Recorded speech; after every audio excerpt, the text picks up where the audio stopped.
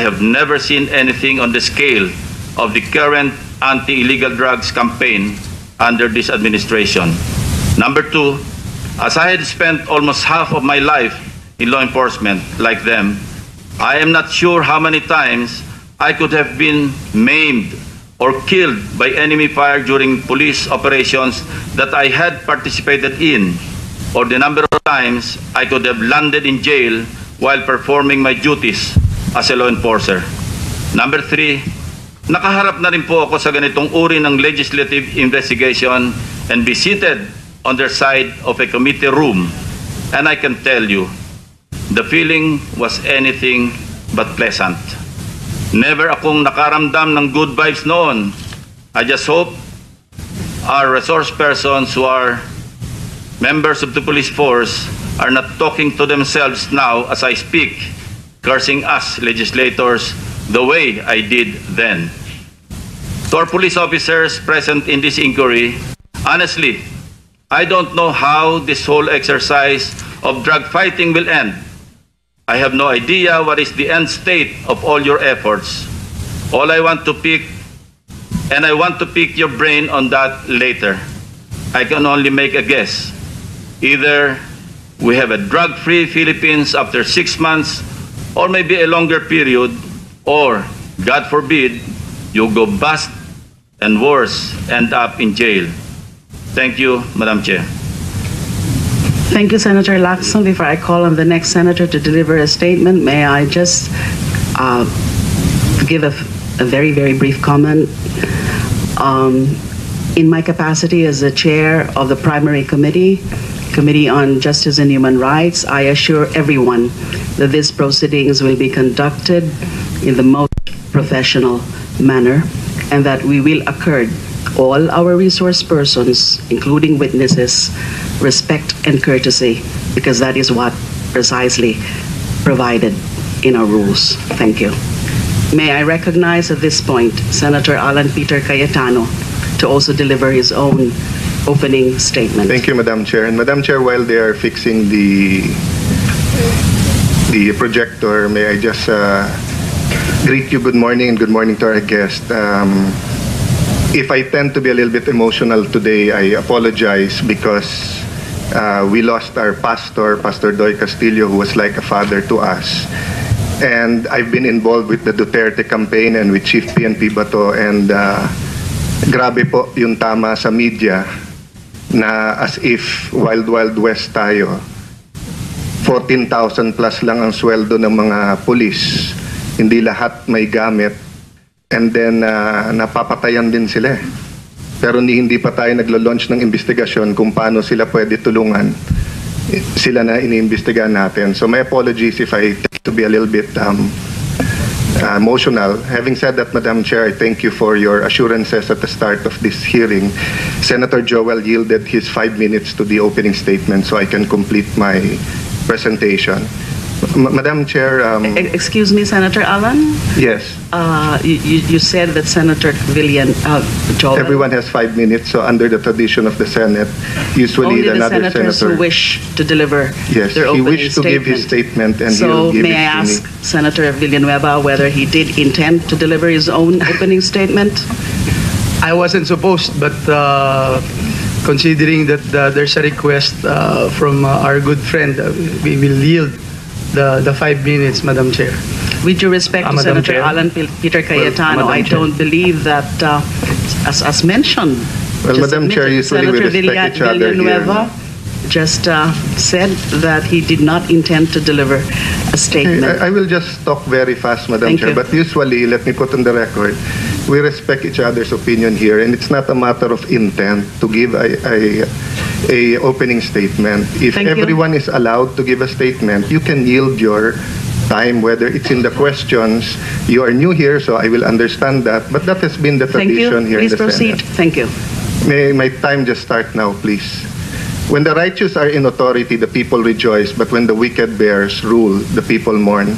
I'm not talking about the Aquinos, Arroyos, or the Dutertes. When the drug lords rule, people mourn. But when the law enforcers, the righteous, are the one ruling, walang patayan, may katahimikan sa ating bansa. Next slide. It is being made to appear in the media and with no help by some so-called human rights advocates. Next slide, please. That grabe ang patayan araw-araw. Please take note from 2010 to 2015 during the Aquino administration, an average of 35 ang patay araw-araw. Ngayon po, sa ilalim ni Presidente Duterte, 20 po. No, more than about a third are now, their lives are now being saved every day because of the efforts of the PNP. Next slide. The old norm was drug lords and their cohorts acted with impunity. People have low trust sa PNP, fiscals, judges, high-ranking government officials are involved in the illegal trade or protectors, and people hindi nakakadama na sila secure sa kanilang bahay, sa kalye, sa kanilang trabaho. Ngayon po, the respect and fear for the law has been restored. Drug lords and their supporters are on the run. People are beginning to feel safe, renewed trust on our law enforcers and government under President Duterte. Next slide. Are we using the term extrajudicial killings loosely to discredit the PNP and Duterte administration? Whether it is the Commission on Human Rights or our dear chairperson, I was hoping that they would educate the people more and the media para hindi sila ma-mislead na lahat ng patay ay extrajudicial killings. Bakit po? Ito po ang sinabi ng dalawang justice. Next slide. There is a need for a clear-cut killing of what the extrajudicial killing is. The name is a misnomer since every killing outside death penalty is extrajudicial. Dalawang justice po nagsabi niyan. So ano po ang ginawa ng Aquino administration? Gumawa po sila ng AO35. Di ko na babasahin dahil 5 minutes lang oras ko. Next slide. Dito po ang importante. The victim was a member or affiliated of an organization to include political, environmental, agrarian, labor, or similar causes. An advocate of the above-named causes, a media practitioner, etc. Ibig sabihin po, labor leader ka, media ka, religious leader, pinatay ka dahil sa paniniwala mo. Next slide. That way is very clear for the purpose of the focused mandate of AO35 na ginawa ng Aquino administration. Ang common criminals at ang crime sa kanila hindi kasama sa extrajudicial killings. Next slide. Yan po ang pirma ng dating Secretary de Lima, Department of Justice, IAC Chair. So alam po nila yan. Lahat na nagpapa-interview sa CHR at ating mahal na chairperson, alam po nila yan. Next slide. Sa araw-araw na patayan sa Aquino administration at 35, mahigit 1,400. 394 lang ang classify nila na extrajudicial killing. Pero sa umpisa pa lang ng hearing na to, kung ano nung numero na narinig natin Did they clarify which one is extrajudicial and not? Which one are common criminals? Next slide. Kaya ano ho ba sabi ng isa nilang kakampi na Human Rights Watch? Unresolved or basically failure ang kanilang watch pagdating sa pagre-resolve ng extrajudicial killings. Ba't hindi yun ang munang imbestigahan natin bago sa extrajudicial killings ngayon? O okay lang dati, ngayon masama. Next slide. People now beginning to feel safe in the streets and trust our law enforcers. Beginning. Hindi ko po sinasabing safe lahat. Pero nag-uumpisa na. Next slide. Kung makikita nyo po yung crime volume, ayan po, hindi ko nababasahin isa-isa because of lack of time, pero makikita nyo, crimes against property, 11,000 to 6,000 in 1 month. Bakit po? Ang mga pusher at saka user, kailangan ng pera, walang trabaho yung marami dyan, nagnanakaw. But because nagsosurrender na yung mga user, nahuhuli ang pusher, pababa ang crime volume. Next. People support the anti-war drugs. Criminals don't. Ang mga kriminal at drug pusher gumagastos ngayon sa media, sa politika, sa politiko, sa kahit ano, para i-discredit ang administrasyon na to para nga tumuloy ang kanilang multi-billion na negosyo. I'm not saying that everyone is being used. Marami pong honest advocates for human rights, honest But let us not fool ourselves. Marami din sa mga drug lords ang pumupondo dito. Next slide. Hindi rin totoo na lahat ng sektor ayaw. Basilan Bishop Martin Humawad is pinning his hopes on the new president. Next slide.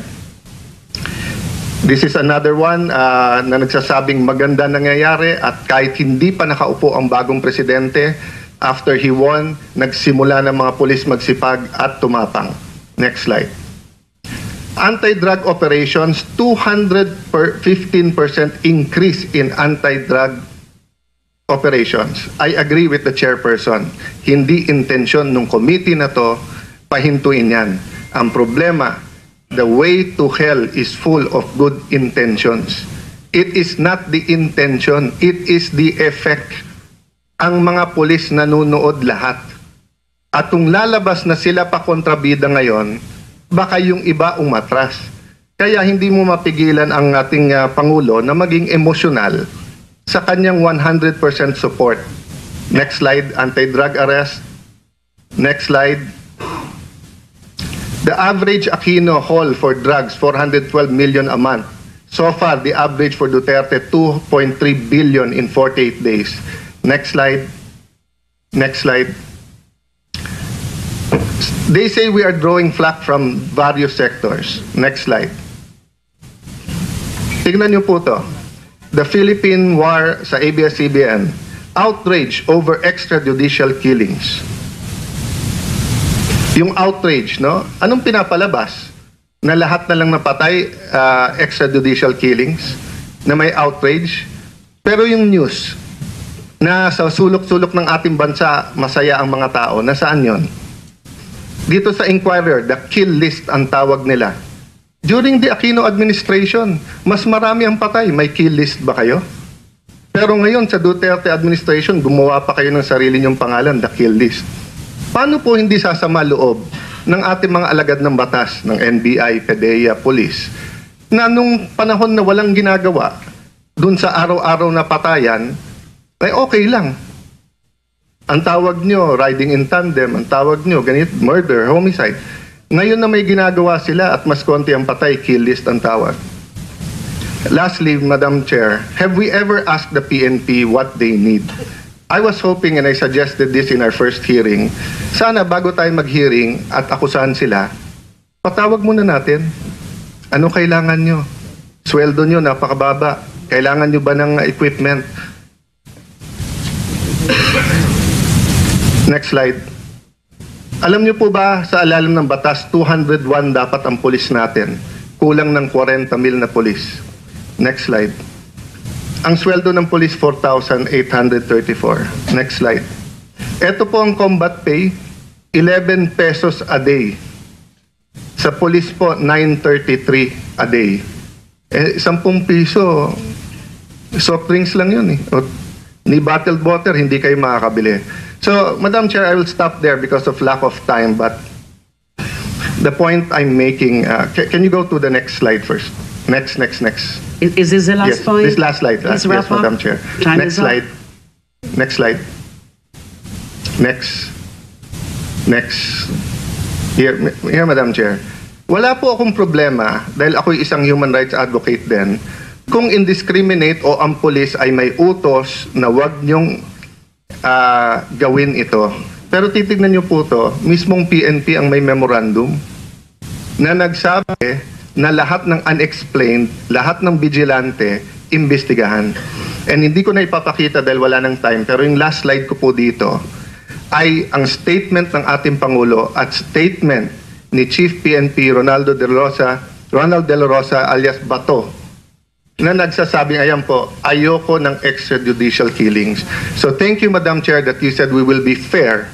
But sana sa mga interviews at mga kapatid natin sa media, maging fair din. Kasi panay ang report nyo na ayaw ng Pangulo, na gusto ng Pangulo at ng PNP ng extrajudicial. Pero yan po ang sinasabi nila, yan ang official. Thank you, Madam Chair. Thank you, Senator Cayetano. 2 punto lang po. We will ask the concerned resource speakers to educate us, to educate the public on these concepts, on these terms, extrajudicial killings, extra legal killings, summary executions, vigilante killings. So at a proper time in the course of the proceedings, questions on that point can always be asked.